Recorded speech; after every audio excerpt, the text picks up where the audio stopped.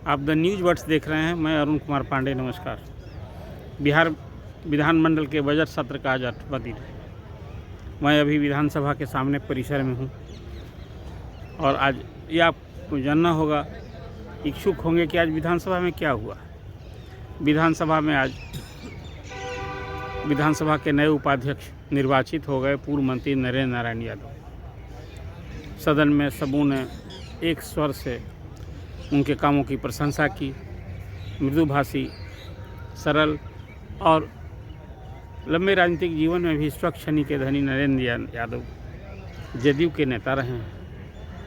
सर्वसम्मति से उपाध्यक्ष चुने गए हैं। आपको मालूम हो कि महेश्वर हजारी जो जदयू के ही थे, उन्होंने अभी 2 दिन पहले इस्तीफा कर दिया था। तो एक तो आज बड़ी बात यही हुई कि विधानसभा में नए उपाध्यक्ष का चुनाव हुआ और नरेंद्र यादव पदासीन हो गए हैं। वहीं पिछले 3 दिन से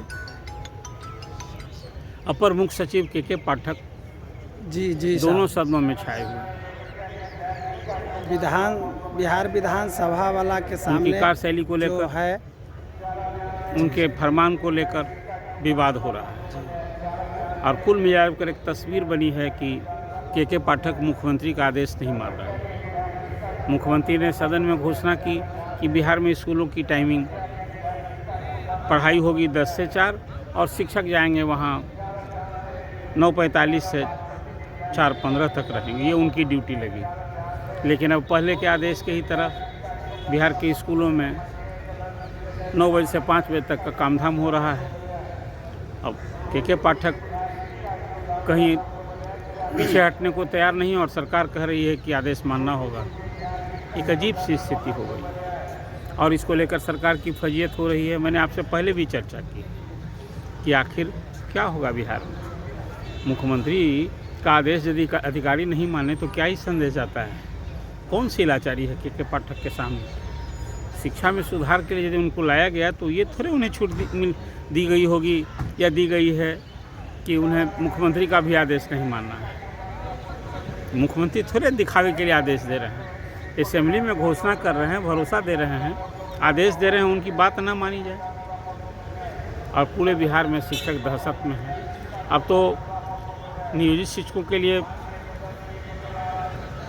सक्षमता परीक्षा 26 फरवरी से होने जा रही है और शिक्षक बहिष्कार करने पर डटे हैं। वो परीक्षा होकर रहेगी वैसे ही जैसे बीपीएससी की परीक्षा का विरोध करते रहे नियोजित शिक्षक का। परीक्षा हो गई, अब ये भी परीक्षा होगी।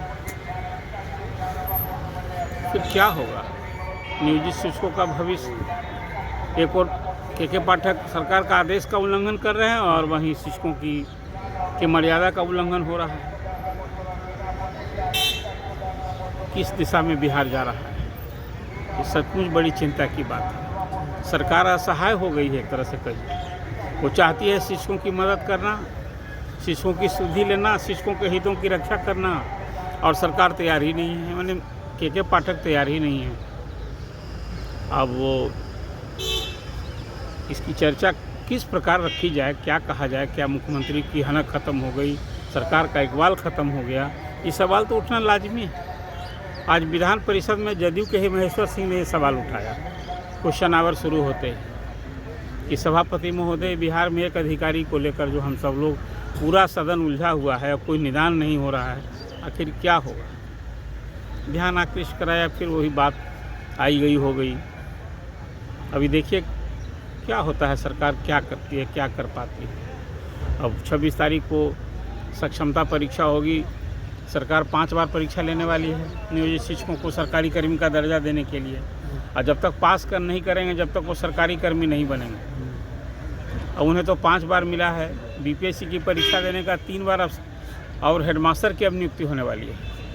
उसमें भी हुआ है कि शिक्षकों को 3 बार ही अवसर मिलेगा। अब एक ही तरह की व्यवस्था में क्या अलग अलग प्रावधान, क्या कुछ हो रहा है। एक बहुत ही अजीब सी हालत है। जो शिक्षकों की समस्या को लेकर सचमुच शिक्षक क्या करें, किसके नज़दीक अब गुहार लगाएंगे। विपक्ष के विधायक रोज़ हंगामा कर रहे हैं सदन में और सरकार भरोसा भी दिला रही है और कुछ करा नहीं पा रही है। तो अभी एक जो शिक्षा की बदहाली, दुर्दशा की हालत है, उसकी चर्चा आपके सामने की है। आप क्या सोचते हैं, आखिर मुख्यमंत्री को क्या करना चाहिए? मुझे तो लगता है कि अब जो आज हालत आ पड़ी है के पाठक को विभाग से हटाना ही होगा। आखिर सरकार का इकबाल बचाना है, मुख्यमंत्री को अपनी हनक दिखानी है, और एक सिटी में आखिर हेड तो मुख्यमंत्री ही होते हैं। वो अधिकारी को कौन कहाँ होगा ये तो तय उन्हीं को करना है। के पाठक की जो एक छवि है, करक अधिकारी की छवि, वो तो अच्छी बात है, लेकिन कोई सही आदेश भी यदि नहीं माने तो इसको कैसे सही कहा जा सकता है। सरकारी आदेश का उल्लंघन तो एक घोर अनुशासनहीनता मानी जाती है सेवा में। आखिर सरकार क्या करेगी, अभी सरकार को तय करना है। के पाठक ने तो तय कर लिया कि सरकार भले ही कह रही है हम नहीं बात मानेंगे, अब सरकार देखिए क्या करती है। तो एक अद्यतन वस्तु स्थिति की आपको हमने जानकारी दी है। तो न्यूज़ वर्ड्स देखते रहिए, सब्सक्राइब कीजिए, लाइक कीजिए और अपना कमेंट जरूर दीजिए।